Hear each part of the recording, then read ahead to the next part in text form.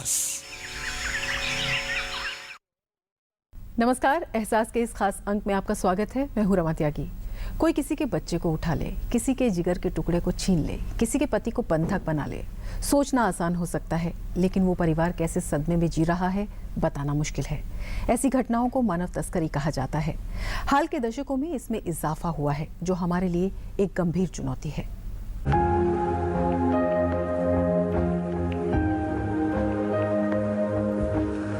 मानव तस्करी एक गंभीर चुनौती बन गई है। नशीली दवाओं और हथियारों की तस्करी के बाद ये दुनिया का तीसरा सबसे बड़ा संगठित अपराध है। पिछले दशक इस अपराध में 65% का इजाफा हुआ। आंकड़े हैं कि देश में हर 8 मिनट में एक व्यक्ति मानव तस्करी का शिकार होता है। बेसिकली जिस तरह से ड्रग्स की तस्करी होती है, जिस तरह से हथियारों की तस्करी होती है, उसी तरह से मानव तस्करी होती है और इसको बहुत ऑर्गेनाइज तरीके से एक नेक्सस के थ्रू किया जाता है। मुझे लगता है कि सबसे अमानवीय बात यह है कि छोटे बच्चों को टारगेट ज़्यादा किया जाता है, क्योंकि वो कुछ बोलते रहते हैं। महिलाओं को तस्करी ज़्यादा की जाती है।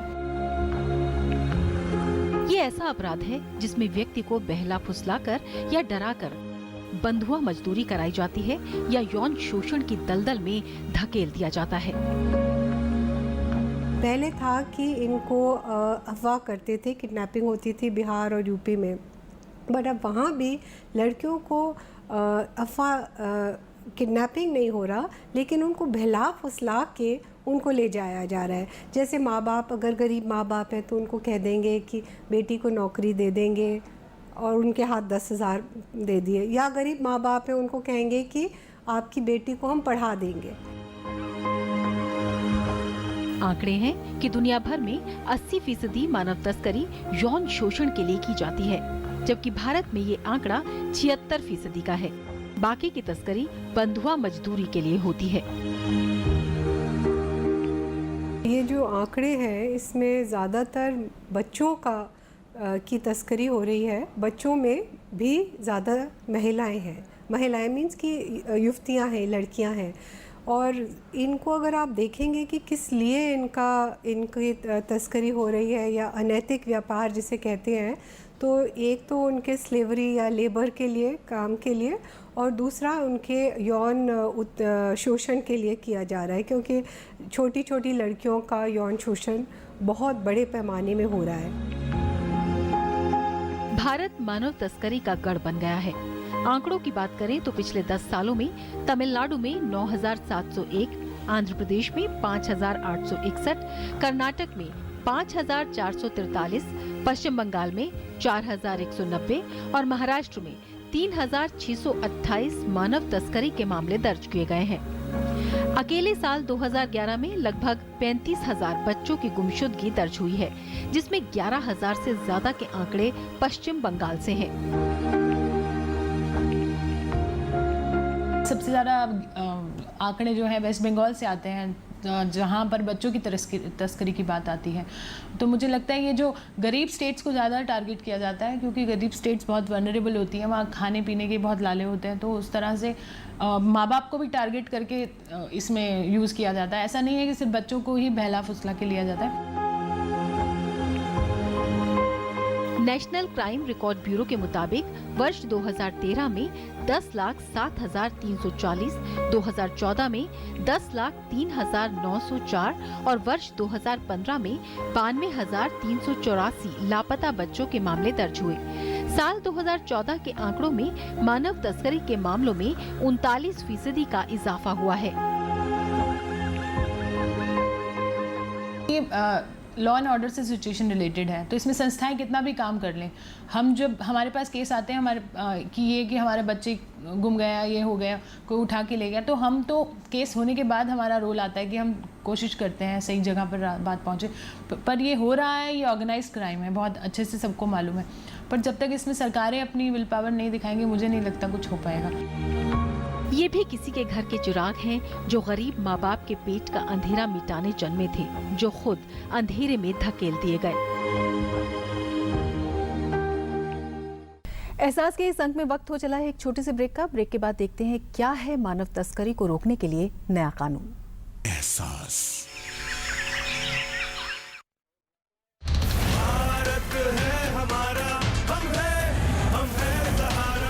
विश्वास की नई ताकत सहारा इंडिया लाइफ इंश्योरेंस के साथ।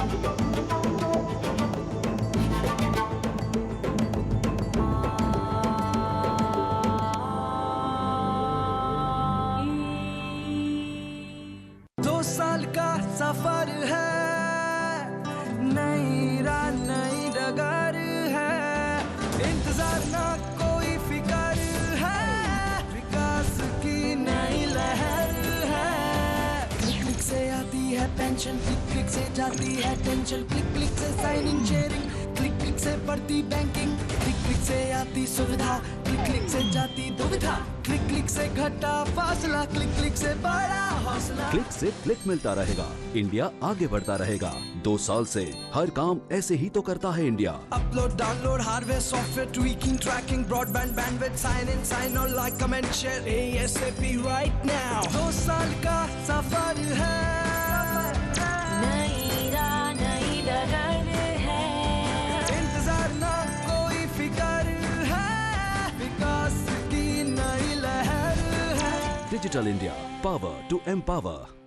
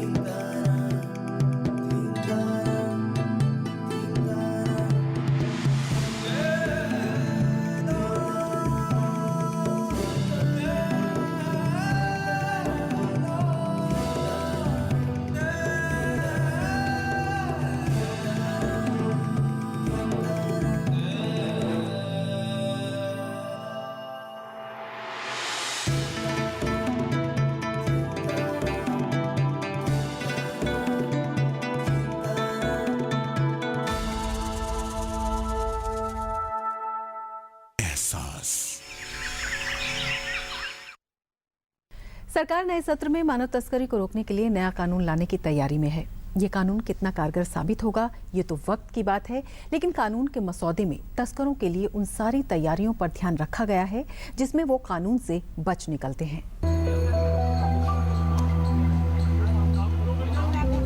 मानव तस्करी पर सरकार लगाम कसने की तैयारी में है। नए कानून का मसौदा तैयार है। पुराना कानून मानव तस्करी से निपटने की पूरी गारंटी नहीं देता। नया कानून अपराध पर अंकुश लगाने में कामयाबी दिलाएगा। एक दफा ये आ जाए, ये बहुत हमारे लिए आसान कर देगा करने के लिए, because we can call them victims of trafficking. One is that. दूसरा, हम लोग we took part in the labour bill that is been sent to cabinet now and it's in lying in cabinet about making much stricter laws. So when that finishes, but it's the Ministry for Labour has sent it, but we were very much part of its draft. सरकार मानती है कि देश में सालाना लाखों लोगों की तस्करी होती है। सरकार इसे रोकने के लिए संसद के मॉनसून या शीतकालीन सत्र में मानव तस्करी रोकथाम संरक्षण और पुनर्वास विधेयक 2016 लाएगी। नए विधेयक में मानव तस्करी के अपराधियों की सजा को दोगुना करने का प्रावधान है। साथ ही ऐसे मामलों की तेज सुनवाई के लिए विशेष अदालतों के गठन का इरादा भी है। If we put this up today on the site, which it's gone up today, we give 30 days from today. From there it goes to every ministry. You know the process. The earliest we can bring it in is December. So we will certainly try to do it this year. कानून के मुताबिक पीड़ितों की पहचान सार्वजनिक नहीं होगी। सरकार मानती है कि मौजूदा कानून से मानव तस्करी से जुड़े कई दूसरे अपराधों की अनदेखी होती है। इसीलिए प्रस्तावित विधेयक भारतीय दंड संहिता की उन खामियों को दूर करने में सहायक होगा। The law is that the trafficked and the trafficker are both criminals, and they both go to jail. So a girl comes from Nepal, she is caught here, she's say 14 years old. She goes to Tihar jail where she spends X amount of time and there is no negotiation possible. Now we are saying that she does not go to jail. She goes to these committees, she goes to a home, we find different ways to repair her life. So it's a bill really of far more compassion, and which makes a very clear distinction between trafficker and trafficked.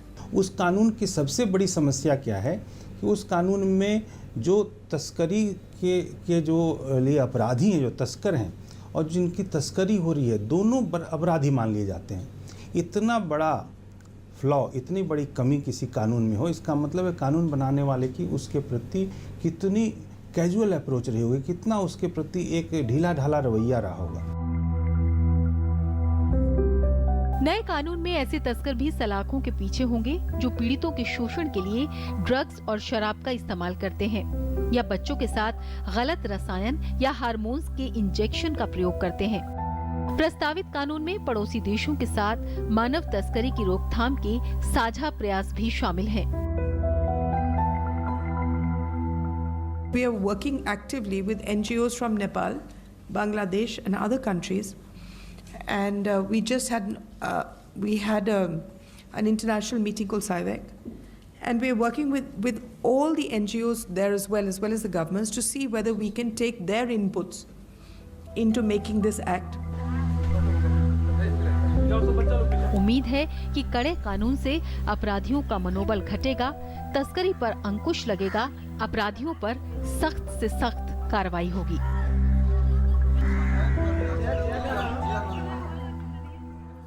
मानव तस्करी हमारी मूलभूत समस्याओं से जुड़ी है। आर्थिक तंगी और अशिक्षा इसका मूल कारण है। पेट की आग जिगर के टुकड़े को भी बेचने पर मजबूर कर देती है। माँ बाप, रिश्तेदार सभी जुड़ जाते हैं क्योंकि ये करोड़ों की कमाई का धंधा है जो बंधुआ मजदूरी से शुरू होकर वेश्यावृत्ति तक खींच कर ले जाता है। कहते हैं कानून के हाथ लंबे होते हैं, फिर मानव तस्करी की जड़ें इतनी गहरी क्यों हैं? जवाब मूलभूत समस्याओं से जुड़ा है। देश में गरीबी, अशिक्षा और दिल के किसी कोने में अच्छी जिंदगी जीने की चाह भी कच्ची उम्र के बच्चों को इस दलदल में धकेलने को मजबूर करता है। बच्चे, खासकर छोटी लड़कियां, इस झांसे का ज्यादा शिकार होती हैं। इस अपराध में लिप्त जो लोग हैं, उनके अपराधों को मैं सबसे ऊपर रखता हूँ, हत्या से भी ऊपर, क्योंकि वो जीते जागते व्यक्ति को हत्या से ज़्यादा बड़ा दंड दे देते हैं। और वो किन परिस्थितियों में बच्चा जाता है या जो भी व्यक्ति है वो लाचार है, चाहे वो बच्चा हो या वयस्क भी हो, और विभिन्न परिस्थितियों में उसकी मजबूरी का लाभ उठा के उसके लिए ये तस्करी के नाते उपयोग, उसमें उसका उपकरण के नाते उसका उपयोग करते हैं। मुझे लगता है इसके लिए जो सबसे बड़ी कमी है वो उससे निपटने की कानूनों से ज़्यादा उससे निपटने की इच्छा शक्ति की है। लड़कियां भी जाती हैं तो गरीब परिवारों को ही ज़्यादातर आसानी से वो एक्सेसिबल होती हैं और उन्हीं को बरगला के ये ले जाती हैं। लड़के हैं, गांव में रह रहे हैं, घर में हर तरह की आर्थिक परेशानी है, उनकी ज़रूरत पूरी नहीं हो रही, लड़कियों की ज़रूरत नहीं पूरी हो रही है, स्टैंडर्ड ऑफ लिविंग जो है वो धीरे धीरे बढ़ता जा रहा है, उनकी ख्वाहिश पूरी नहीं होती, तो ज़रा भी कोई लालच देता है तो उनके साथ वो हो देते हैं। उत्तर पूर्वी राज्यों से तस्करी की ऐसी घटनाएं अक्सर आती हैं, जहां मुफलिसी के साए में माँ बाप खुद के जिगर के टुकड़े का ही सौदा कर लेते हैं।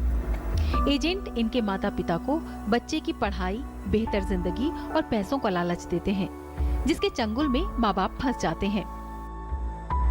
एजेंट ऐसे बच्चों को स्कूल भेजने के बजाय ईंट के भट्टों पर कारपेंटर, घरेलू नौकर या भीख मांगने के काम में लगा देते हैं। ज़्यादातर पेरेंट्स जो हैं गरीबी की वजह से बच्चों को वो भेज देते हैं काम करने के लिए। उन्हें ये लगता है कि घर में खाने को नहीं है। एक बच्चा अगर चला गया तो घर में एक खाने वाला कम हो गया, ये उनके लिए एक रिलीफ की बात होती है। दूसरे जो दलाल उनको लाते हैं इतना सब्ज बाग दिखाते हैं कि बाप को ये लगता है कि बच्चा जाएगा तो खाने को तो इसको मिल ही जाएगा, इसे किसी तरह की ट्रेनिंग मिल जाएगी, ये स्कूल में भर्ती हो जाएगा, कुछ पैसा कमा कर भेजेगा। तो एक लालच जो है उनके मन में होता है, इसलिए भेज देते हैं। ये एजेंट इनके रिश्तेदार या करीब के लोग होते हैं जो ऐसे बच्चों से धंधा कराते हैं और बदले में मोटी रकम ईंटते हैं। पैसों के खातिर मासूमों को जुर्म की दुनिया में धकेलने से भी परहेज नहीं करते। आंकड़े कहते हैं कि ऐसा अवैध व्यापार या धंधा करोड़ों का है, जिसमें वेश्यावृत्ति जैसे गंभीर अपराध शामिल हैं। जो ट्रैफिकिंग करने वाले लोग हैं उनका पर्पज कुछ दूसरा है। वो बिक्री के लिए, ऑर्गन ट्रेड के लिए, ड्रग पेडलिंग के लिए वो ले जाते हैं। उसके पीछे मेन मोटिव जो है मनी मेकिंग है, और एक बार किसी तरह से बरगला के उन्हें अपने चंगुल में अगर उन्होंने कर लिया तो फिर वो वहाँ से छूट नहीं पाते। सनवर की उम्र महज 10-12 साल है। अररिया जिले के सानापुर के सनवर अपने घर में 2 भाई बहन को छोड़कर आए हैं। रिश्ते का एक मामा सनवर को पैसे के बहाने दिल्ली लाया। यहाँ सनवर को बक्कल बनाने के काम में लगा दिया। सनवर किसी तरह पुलिस के सहारे मुक्ति आश्रम पहुँचे, तभी ऐसे मामा से मुक्ति मिली। मेरा बरब्बा लेके आया बक्कल के काम में, वहाँ पे फैक्ट्री में। पैसे मिलते थे? पैसे नहीं मिला। मोहम्मद दानिश से मिलिए। बिहार के पूर्णिया जिले से आते हैं। चाचा बहला फुसला कर पढ़ाई के बहाने इन्हें यहाँ ले आए। यहाँ चूड़ी बनाने के काम में डाल दिया। न खाने का इंतजाम, न रहने का, और पैसे तो मिले ही नहीं। इसी पैसे के खातिर ही तो दानिश बूढ़ी दादी और माँ को छोड़कर आया था। पुलिस के हाथ चढ़े तो मुक्ति आश्रम का मार्ग मिला। अब 2-4 अक्षर पढ़ लेते हैं। पटिया के लिए गया था, यहाँ पे पढ़ाने के बहाने से आके काम पे लगा दिया। चोरी काम करते थे रेलाई पे, और 1 साल से काम कर रहे हैं। 9 बजे से लेके रात को 11 बजे तक काम करते थे। उसके बाद खाना वाना खा के सोने चले जाते, पर सोने का जगह सही नहीं था, बिस्तर वगैरह नहीं था सही से, रहने का गंदा था। भारत में ये गैर कानूनी है, लेकिन समाज में प्रचलित है। अंतर्राष्ट्रीय श्रम संगठन के अनुसार एशिया पैसिफिक क्षेत्र में 11.7 मिलियन से ज्यादा लोग बंधुआ मजदूरी करते हैं। ऐसी मजदूरी का मुख्य कारण पैसों की तंगी है। पैसों के बदले में अक्सर अपने बच्चों को यहाँ बेच भी दिया जाता है। जो ह्यूमन ट्रैफिकिंग है, जो मानव तस्करी है, वो सिर्फ बच्चों के लिए उसको बाल मजदूरी में घसीटना ऐसा नहीं है। उससे भी ज़्यादा घिनौनी हरकतों के लिए उनकी वो तस्करी होती है, चोरी होती है, बच्चे लापता होते हैं, उनकी किस तरह से दुर्दशा होती है। मेरा ये मानना है कि इसके लिए सबसे पहले एक नेशनल विल बनना चाहिए, एक राष्ट्रीय इच्छा शक्ति बननी चाहिए, जिसके लिए अभी मैं इस संतोष से कहना चाहता हूँ कि जो नई सरकार है उसने शायद कुछ कदम उठाए हैं, और इस मूल कानून में ITPA जो है, इमोरल ट्रैफिकिंग प्रोटेक्शन एक्ट, इसमें बदलाव करने के लिए एक प्रयास शुरू किया, और मुझे उम्मीद है कि शायद आने वाले सत्रों में पास भी होगा। कुल मिलाकर सामाजिक असमानता, क्षेत्रीय लिंग वरीयता, असंतुलन और भ्रष्टाचार मानव तस्करी के कारक हैं, जो दीमक की तरह अपनी जड़ें जमाए हुए हैं। एहसास में वक्त हो चला है एक और छोटी सी ब्रेक का। ब्रेक के बाद देखते हैं पुनर्वास केंद्रों में कैसे होती है ऐसे लोगों की देखभाल और शिक्षा दीक्षा। एहसास।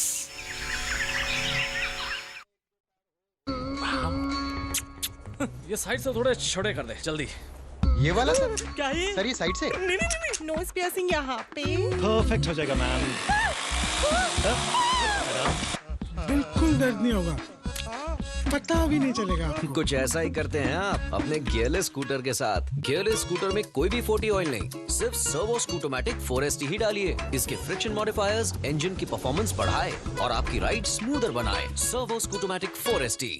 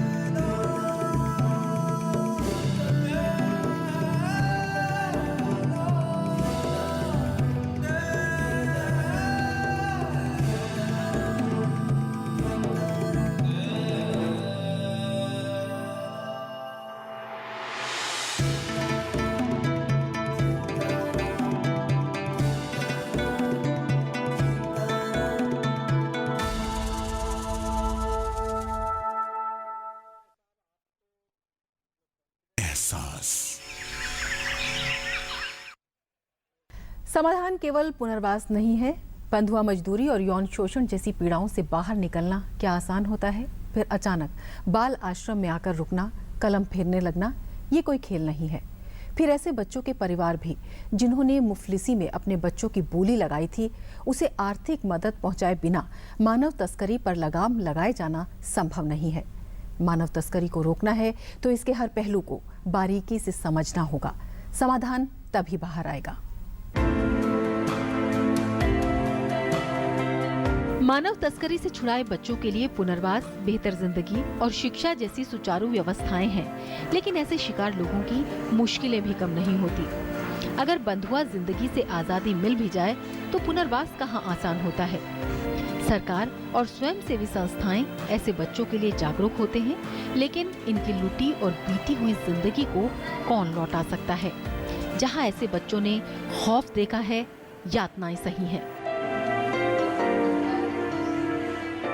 ITPA का जो एक्ट है उसमें सेक्शन 8 है जो ये कहता है कि जो लोग उसमें हैं उसका रिहेबिलिटेशन भी होना चाहिए। अब रिहेबिलिटेशन के लिए भी क्या क्लैरिटी है? तो 10,000 रुपये से 20,000 रुपये तक की उनको सीमा में सहायता होनी चाहिए। अब इतने समय में जो इन्फ्लेशन हो चुका है, रुपए का अवमूल्यन हुआ है, एक जो व्यक्ति या महिला या बच्चा जब वो आता है तस्कर होके, तस्करी से के शिकार के नाते, तो उसके लिए ये एक तो कीमत भी बहुत नगण्य है, बहुत गौण कीमत है।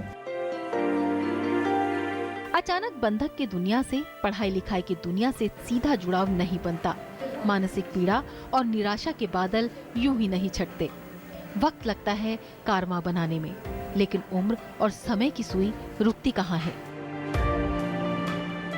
गड्ढे में वो ना गिरे दोबारा, इसके लिए क्या क्या व्यवस्था हो, उसके क्या प्रावधान बने, उनको किस लेवल पे ट्रेनिंग मिले रिहेबिलिटेशन के लिए, पुनर्वास के लिए, इसकी भी एक बहुत बड़ी ज़रूरत है। तो 2 फेजेज में बात हो गई। एक फेज हो गया कि इसके लिए एक थ्रेट परसेप्शन क्रिएट करना, कड़े कानून, कठोरतम कानून बनना। उन कानूनों के लिए जो एजेंसीज हैं वो एजेंसीज भी डेडिकेटेड एजेंसीज के नाते काम करें। वो कर्सरी मतलब सतही तौर पे काम करने वाली, फौरी तौर पर काम करने वाली एजेंसी ना हो कि बाकी चीज़ पुलिस के हवाले कर दिया, जी हमारा काम खत्म।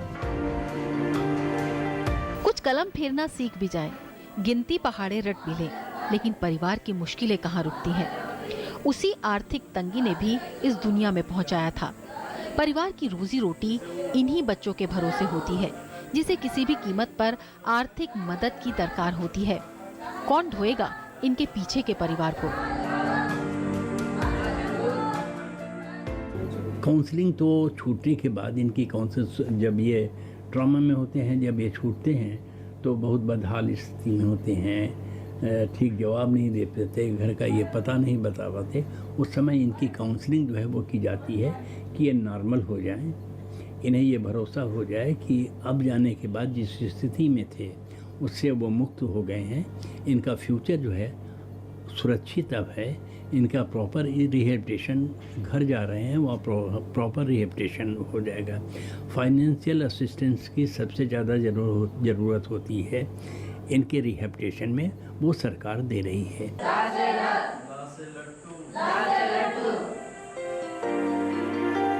पुनर्वास से बात बनेगी नहीं, काउंसलिंग के सहारे ही ऐसे बच्चों को पटरी पर लाना संभव होता है।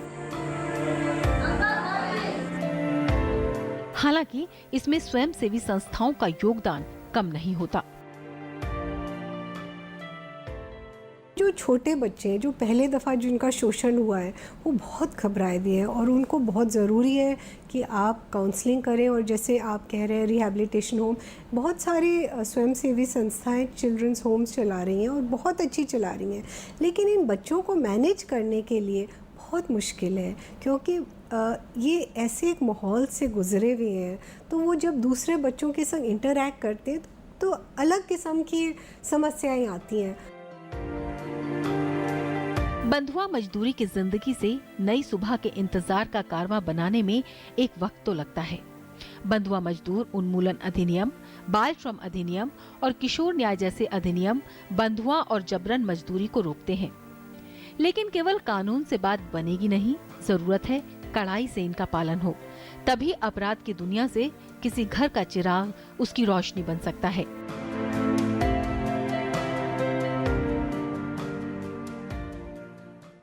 एहसास के आज के अंक में बस इतना ही। ये अंक आपको कैसा लगा हमें ज़रूर लिख भेजिए। हमारा पता है एहसास, कमरा नंबर 226, टावर बी, दूरदर्शन भवन, कॉपरनिकस मार्ग, मंडी हाउस, नई दिल्ली 110001।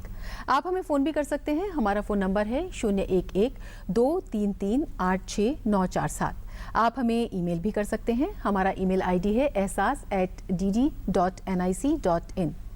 तो फिर मिलेंगे एक नई उम्मीद के साथ। तब तक के लिए हमारी पूरी टीम को दीजिए इजाजत। नमस्कार। एहसास।